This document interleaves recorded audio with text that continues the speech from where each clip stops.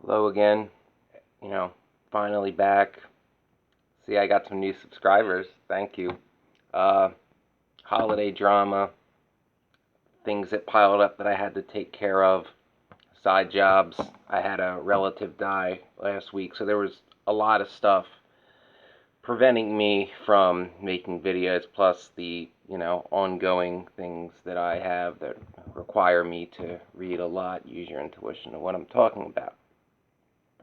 This video is going to be a little different. Please watch it. Please pass it on. I've been wanting to do this one for a while, but this isn't going to be specifically an INFJ video, though it's a dilemma that many INFJs and ENFJs are put in. This video is going to be abstract. I am in part speaking of my own experiences in this. I'm also speaking of abstract concepts of determinism,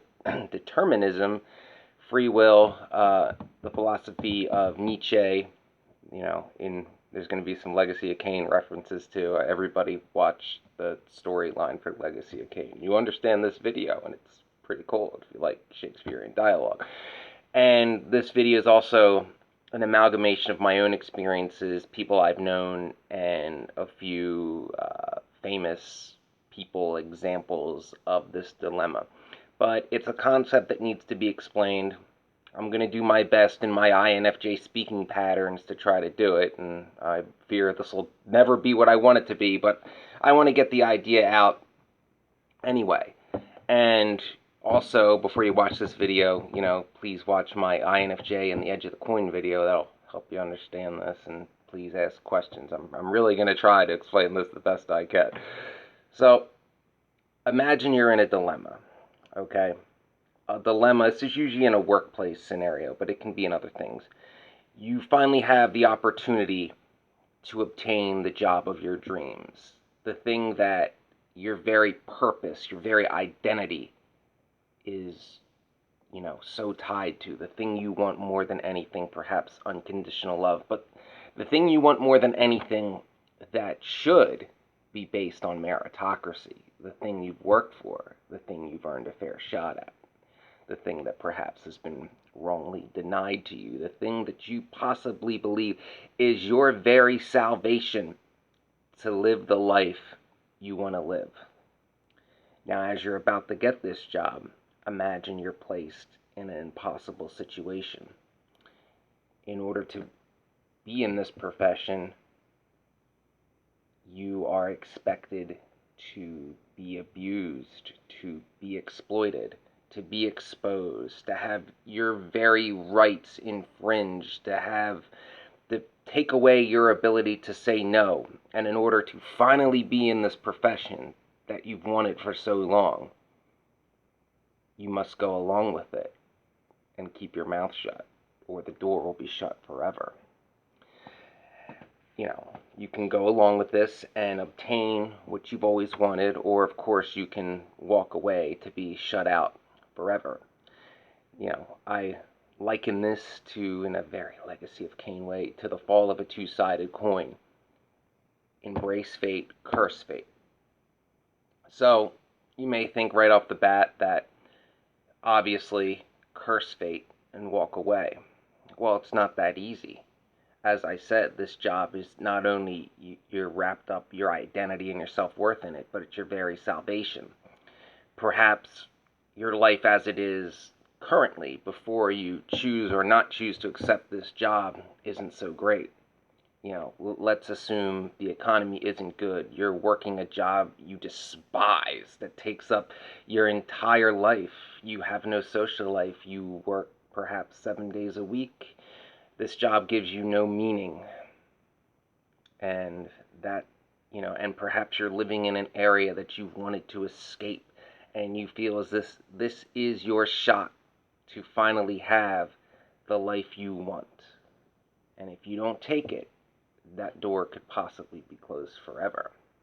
On the embrace side, you have to accept and go along with the culture of this job that is going to use you, exploit you, perhaps bully and haze you, and you are expected not to speak up. The people that do this to you essentially do it with impunity. Perhaps people whisper behind the scenes, but no one's really held accountable. And not only will you have to do this once, allow this abuse of some sort to happen to you once, it'll happen in perpetuity. It'll then create a pattern that you will be expected to go along with this very act that you don't want to go along with, that you cannot say no. But you will be expected to do that over and over and over again in order to maintain this position. And beyond that, this status quo that is requiring you to sell out your integrity, to not say no, to be abused, to be exploited, will also continue unchallenged for countless others. So I ask you, do you curse fate and walk away and go back to a life that you don't like and shut the door forever on your dream?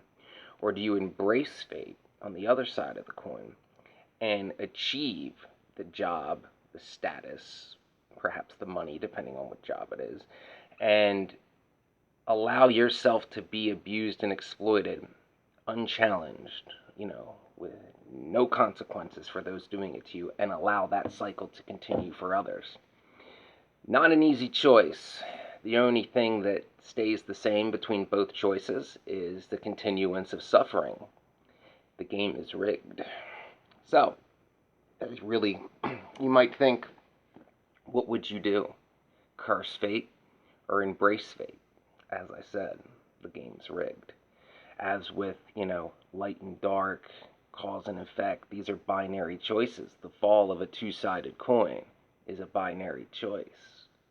But it isn't. To every law, there is always an exception. Cause and effect doesn't factor in random chance. Although rare, it is technically possible. Same in this case. While exceedingly rare, it is possible for a coin to fall on its edge. There is a third option. Though most are unaware of this, and it's that you take a heavy price to choose this third option. Usually, in choosing this third option, one embraces fate and goes along with the abuse and the exploitation. Why? Because in doing this, you are now in the system. You now have what you want. And in that case, you can will yourself to power by choosing free will and get to a point within that profession to perhaps change the system. While you cannot take back what happened to you, and in some way that'll haunt you forever, perhaps, varies person to person, I guess. But you can stop the continuance of that status quo. Perhaps in choosing free will and being the edge of the coin, one can challenge and expose and thus change the very system, the very status quo, perhaps a good old boys club, that puts you in that impossible choice to begin with. Now, this is rooted in the work of Friedrich Nietzsche and eternal recurrence. You can look up some videos on that or read some books. It's interesting stuff, at least to me. I have my notepad today because I had to take notes for this one. So, you have to ask yourself, in this situation, are you fully in control? Well, in some instances, you're not. There is no option in this scenario where you can retain your integrity, not be abused and exploited, and still achieve what you want. There is a price to pay. And in a lot of cases, most people will embrace fate and simply think, this is the price I have to pay to get what I want, and assume it's not going to continue, but it always continues. Abusers always want more. Abusers always want to keep perpetuating the cycle of abuse, not just for that one victim, for you in this scenario, of course that's true as well, but to keep that cycle going. Those that put people in these situations tend to seem as if they think they can do no wrong, that doing this to people is solely within their rights, that, you must pay the toll to be allowed in the club, and they are the gatekeeper. And if you refuse, they'll simply find someone else willing to go along with it. A lot of people struggle to say no. So, with this scenario, the coin has landed on its edge. You have to will the coin to land on its edge, and you've done that. So you've embraced your fate and willed yourself to power. You are now within the system. You have been abused, perhaps exploited, and that covers a lot of things. I'm not being specific because this can happen in a lot of different professions in a lot of various ways. But suppose now you're within the system and you're now emboldened. You've willed yourself to power. The coin has landed on its edge. So in this scenario, maybe, just maybe, there is a way to change that system, to change it for everybody else. You're no longer keeping quiet. In the case where if you've cursed fate, you may not have chosen to keep quiet either, though many do. However, if the coin landed on the side where you said curse fate and you returned to the life you were leaving before you were put in this choice, you're miserable. Your life wasn't good to begin with, but you were never within that job to know how things work behind closed doors, to know what really goes on. You don't have that firsthand experience of you and others. You'd simply be speaking out on the basis of this is what they were going to make me do without that event actually having taken place. And people just lie. So, the third option, you're now seeking to destroy the status quo as the edge of the coin. In doing so, it takes time. And once again, there's a price to be paid. As the edge of the coin, you're now speaking out. There is now a powerful institution or group of people or individual or etc. which you are now exposing. They're going to throw everything they can at you, most likely, to discredit you. You have the truth, but they have the power.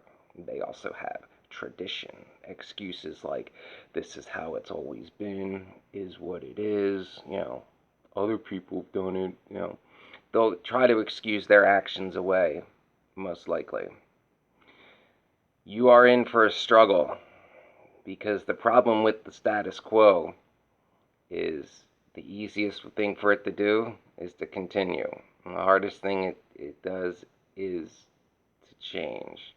It's like a picture the flow of a rushing river. And you have to do this right, because the status quo is a rushing river. Very powerful, strong current. You simply throw even the heaviest rock you can pick up and throw. The current will simply flow around the obstruction as if it was never there. You have to break the cycle. You have to break the wheel. Legacy of Cain, I know. But the price that this is going to take on you, perhaps, could destroy your career thus yet. Perhaps not. Perhaps it can elevate you. Perhaps you can be that champion that many others have been waiting for all along. Somebody willing to risk it all to change a corrupt status quo, to call out an old boys club, to end a perpetual cycle of abuse in which people feel entitled to do, in which you will most likely be villainized for speaking out against.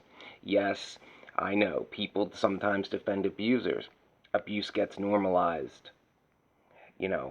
Abuse gets excused. Well, job pays that much money. What are you complaining about? Everybody has to go through that. Normally by people who never had to be put in a situation like this, who were just given everything on a silver platter, who never faced any kind of abuse like this, will make excuses like that.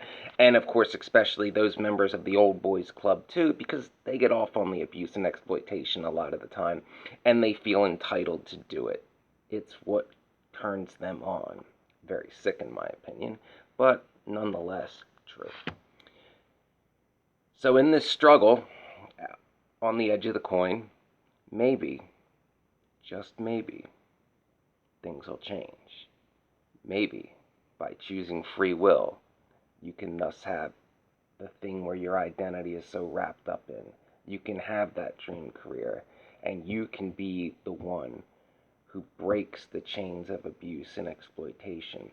the one who, though you can never undo what happened to you, and that'll always stay with you, you can ensure that no one else has to go through the same treatment.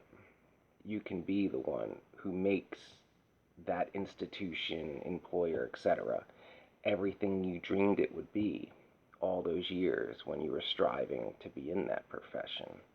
So I ask you, if put in this situation, what do you do? Do you curse? What would you do, I should say? Do you curse fate? Do you embrace fate? Or, by the slimmest of chances, do you seek a third option? Do you seek to be the edge of the coin? Do you seek to be that champion of free will and integrity? Abstract video, I know, but I think you get the concept if you've listened to some of my other videos. As I said, this is a situation where I feel as if I've been put in it myself. I've known other people in it, and there's been a few, over the years, I've noticed a few like pop culture references where someone chose to be the edge of the coin, and that, made me respect that person immensely. But it's rare. Seems harder than it is. I want to get that point across too, now that I explain the abstract concept. If placed in this situation, a lot of people will say, well, I'm simply not doing that, and gone. They'll shut that door and that's over, and then they'll always wonder, what if there was some way to have obtained what I wanted while changing that abuse culture? Or, as I said, some people will embrace fate, think they have no other choice, go along and not speak out against what is done to them, but will sadly find out that they'll essentially be labeled as somebody who will allow themselves to be mistreated like that, and that cycle will most likely perpetuate.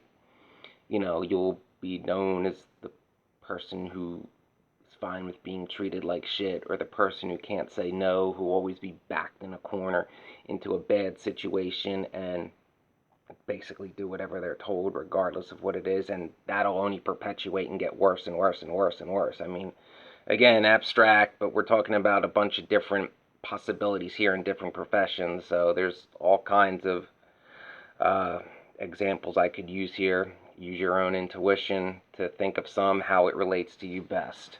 I'm not speaking of any specific examples in this. This is an abstract concept. So, in that case, still no good. But, as I said, being the edge of the coin, choosing free will, choosing to destroy the very institution or rules or what have you that puts you in that impossible choice isn't easy. It takes time. People will be against you. Even people that you would think would be on your side may be against you, because perhaps they have something to lose. If they stand with you, they could lose everything.